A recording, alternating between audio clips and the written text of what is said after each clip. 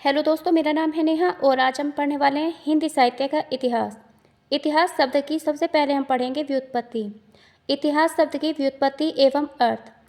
ऐसा निश्चित ही था या घटित हुआ। इतिहास शब्द का अर्थ क्या हुआ? ऐसा निश्चित ही था या घटित हुआ। इति का अर्थ है ऐसा, है का अर्थ है निश्चित ही, आस का अर्थ है था। तो इतिहास शब्द की व्युत्पत्ति के अनुसार इतिहास शब्द का क्या अर्थ होता है? ऐसा निश्चित ही था या घटित हुआ। ऐसा निश्चित ही घटित हुआ। इतिहास की परिभाषाएं। अब हम पढ़ेंगे आगे इतिहास की परिभाषाएं।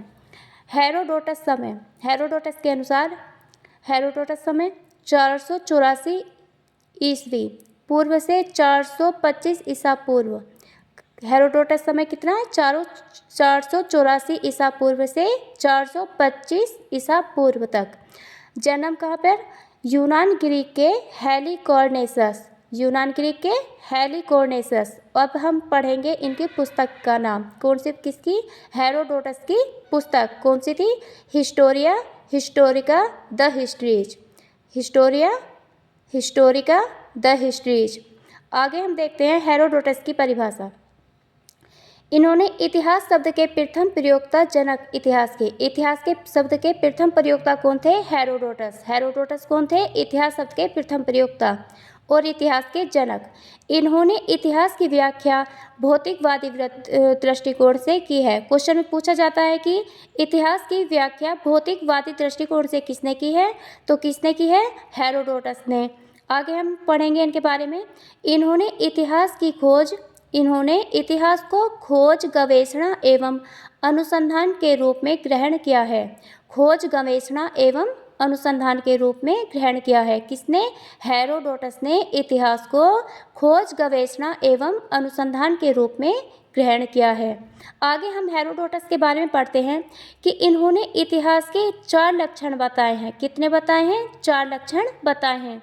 क्या बताया है? इतिहास वैज्ञानिक विधा है, इतिहास मानव जाति से संबंधित होता है, इतिहास तर्कसंगत विधा है, इतिहास शिक्षाप्रद विधा है। क्या है? इतिहास शिक्षाप्रद विधा है।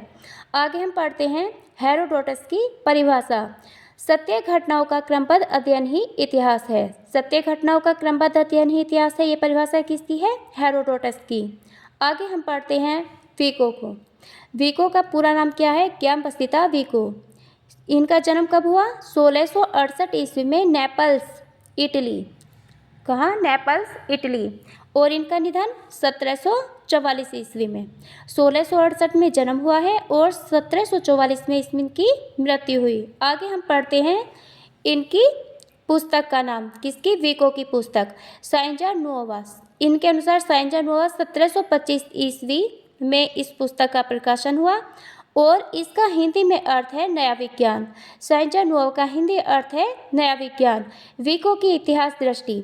ये इतिहास को अतीत से ही संबद्ध न मानकर वर्तमान से भी जोड़ते हैं। कौन? विको। विको इतिहास को अतीत से ही संबंध न मानकर वर्तमान से ही भी जोड़ते हैं। इन्होंने इतिहास में वैज्ञानिक व तुलनात्मक पद्धतियों की प्रतिष्ठा की। किसने? विको ने। विको ने इतिहास में वैज्ञानिक व तुलनात्मक पद्धतियों की प्रतिष्ठा की। आगे हम पढ़ते हैं इन्होंने इतिहासकार को निम्नलिखित 5 प्रकार की भ्रांतियों से बचने का संदेश दिया है। किसने? विको ने। विको ने इतिहास को 5 प्रकार की भ्रांतियों से बचने का संदेश दिया है। उनमें से पहला, प्राचीन काल के प्रति अतिरंजनात्मक दृष्टिकोण का त्याग करना चाहिए। प्राचीन काल के प्रति अतिरंजनात्मक दृष्टिकोण का त्याग करना चाहिए। जातिवाद के अभिमान का त्याग करना चाहिए। महापुरुषों को अधिक विद्वान मानने के भ्रम से बचना। चौथा इन्होंने बताया है 2 जातियों के भावों एवं विचारों की समानता के आधार पर ही उन्हें परस्पर संबद्ध मान लेना उचित नहीं। और 5वां इन्होंने कहा है पुराने व्यक्तियों के बारे में यह मान लेना कि उन्हें अपने युग का अधिक ज्ञान था। पुराने व्यक्तियों के बारे में यह मान लेना कि उन्हें अपने युग का अधिक ज्ञान था। तो ये 5 जो परिभाषाएं दी हैं ये किसने दी है? विको ने। विको ने क्या बताया है कि इतिहासकार को 5 प्रकार की भ्रांतियों से बचने का संदेश दिया है, बचना चाहिए। आगे हम विको की परिभाषा पढ़ते हैं। इतिहास मानव की चेष्टा तथा चिंतन का फल है। इतिहास मानव की चेष्टा तथा चिंतन का फल है। इसका स्वरूप समाज और संस्थाओं के निर्माण से परिपूर्ण है। इसमें समानता निरंतरता की प्रवृत्ति होती है। इसमें समानता निरंतरता की प्रवृत्ति होती है। यह परिभाषा किसकी है? विको की। Thank you.